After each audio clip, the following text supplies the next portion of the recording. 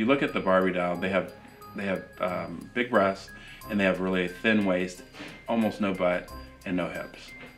And there's still a lot of women that like that look, but I would say that, at least in my patient population, they don't want to look like Barbie dolls. They want to look like superstars. I mean, they want to look, they want to be very curvy.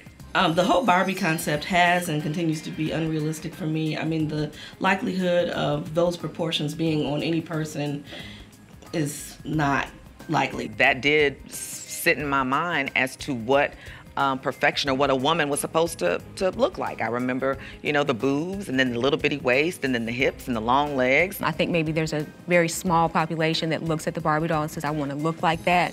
But I think more people want to look like a certain person.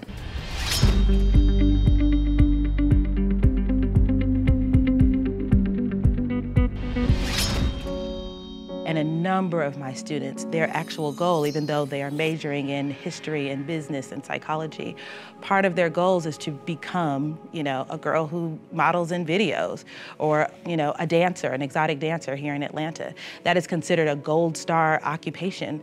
And I do think that image, that goal of just being the ultimately desirable to Black men and other men, I do think that is thwarting some of their kind of natural body image, so it's making them go after these bodily ideals.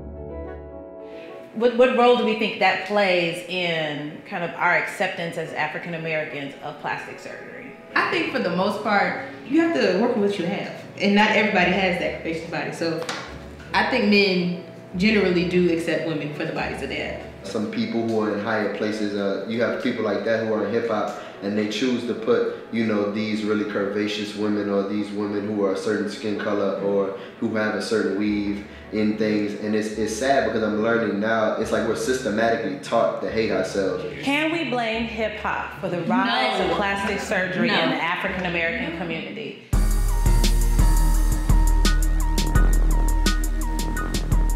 Rap has definitely had a big influence in women getting surgery done. Women getting ass shots and getting breast implants, Maybe a little lip action, you know what I'm saying? Maybe some chicks getting some collagen in their lips, but for the most part, it's really about ass and titties.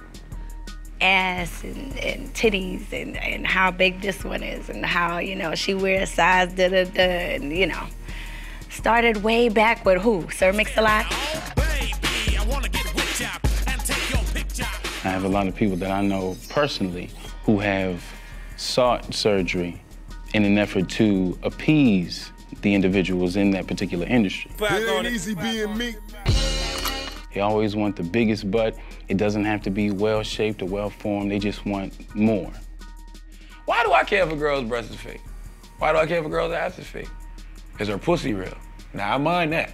Hip hop is not just the music we're listening to, it's the entire culture. And a lot of that is how the women look. I mean, if you think about the videos, and a lot of that may be I mean, let's face it, genetics, there's only so much you can do. If you're not born with big boobs, they're not gonna get big.